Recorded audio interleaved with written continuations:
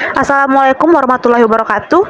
Kami dari Universitas Muslim Indonesia ingin mempresentasikan tentang laporan keuangan PT Dua Putra Utama Makmur Tbk. Presentasi ditujukan untuk pemenuhan tugas pengantar akuntansi 2 dengan dosen pengampu Ibu Eka Aryati Arfa, SEMSIAK.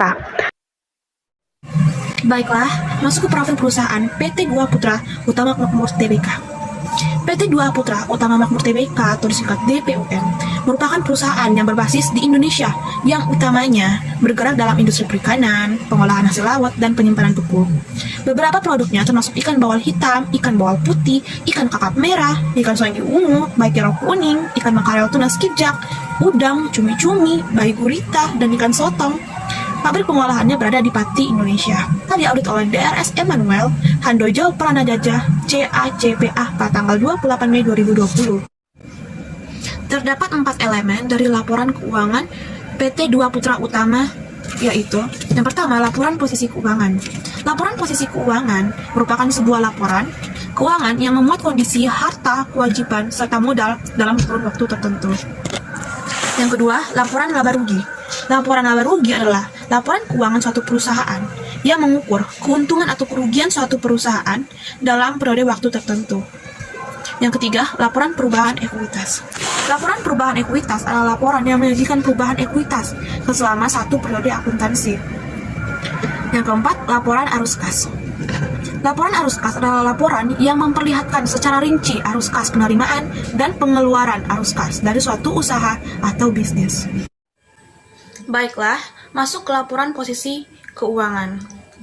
Dari data yang telah kami lampirkan, bisa dilihat bahwa laporan posisi keuangan PT Dua Putra Utama Makmur Tbk secara keseluruhan, total aset pada tahun 2019 sebesar 1.802.802.896.894 rupiah, dan tahun 2018 sebesar 2.106.989.925.386 rupiah. Kesimpulannya adalah aset lancar pada tahun 2019 jika dibandingkan dengan 2018 mengalami penurunan aset lancar sebesar 304.973.973.609.008 rupiah, dan pada tahun 2019 jika dibandingkan dengan 2018 mengalami kenaikan aset lancar sebesar 18.785.770.516 rupiah. Dan secara keseluruhan pada tahun 2019 dan 2018 jika dibandingkan mengalami penurunan aset sebesar 280.187.838.492 rupiah. Diperkirakan pada tahun 2019 mengalami penurunan total aset karena pada tahun 2019 persediaannya berkurang. Lihat juga dari data ini, keseluruhan total liabilitas pada tahun 2019 sebesar 748.047.678.335 rupiah, dan pada tahun 2018 700.736.756.967 rupiah. Kesimpulannya adalah, jika dibandingkan pada tahun 2019 dan 2018, liabilitas jangka pendek mengalami penurunan sebesar 466.195.792.774 rupiah. Dan jika dibandingkan pada tahun 2019 dan 2018, kenaikan liabilitas jangka panjang sebesar 513.506.714.142 rupiah. Secara keseluruhan, total liabilitas jika dibandingkan pada tahun 2019 dan 2018 mengalami kenaikan liabilitas sebesar 47.310.921.368 rupiah. Diperkirakan penyebab kenaikan liabilitas pada tahun 2019 dikarenakan oleh utang bank yang meningkat pada tahun 2019. Dilihat dari data ini juga, total ekuitas bersih pada tahun 2019 sebesar 1.072.754.408.559 rupiah, dan pada tahun 2018 1.406.406.953.168.419 rupiah. Dan total keseluruhan liabilitas dan ekuitas bersih pada tahun 2019 sebesar 1.802.802.896.894 rupiah, dan pada tahun 2018 2.106.973.995 106 miliar 998 juta 925 rupiah 386 rupiah.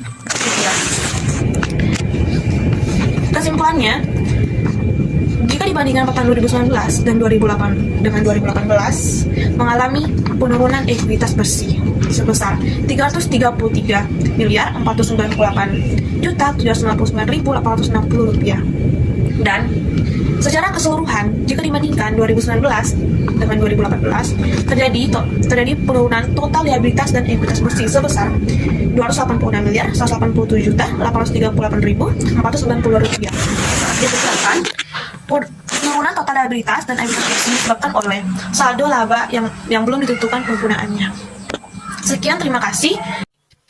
Laba rugi adalah bagian dari laporan keuangan suatu perusahaan yang dihasilkan pada suatu periode akuntansi yang menjabarkan unsur-unsur pendapatan dan beban perusahaan sehingga menghasilkan suatu laba bersih. Di sini, kita sudah memiliki data laporan laba rugi dari perusahaan PT Dua Putra Utama Makmur yang akan kita analisis. Di mana yang kita lihat pada periode 3 bulan berakhir ini pada tahun 2018, total pendapatannya adalah 962 miliar 188 juta 544.595. Sedangkan pada tahun 2019 sejumlah 384 miliar 697 juta 286.910. Dari sini kita dapat melihat bahwa PT Dua Putra Utama Makmur mengalami penurunan pendapatan. Dari total pendapatan dan BPP data tersebut, kita mendapatkan total laba kotor senilai 122 miliar 275 juta 464.564 pada tahun 2018 dan min 383 miliar 848 juta 609.787 pada tahun 2019, di mana ini juga menunjukkan bahwa terjadi penurunan. Pada total beban juga terjadi penurunan, yang dimana pada tahun 2018 senilai 76 miliar 289 juta 133.379 dan tahun 2019 senilai 23 miliar 477 juta 452.218. Yang terakhir adalah laba bersih, di mana pada tahun 2018 senilai 8 miliar 486 juta 766.111, sedangkan pada tahun 2019 senilai min 334 miliar 841 juta 525.599.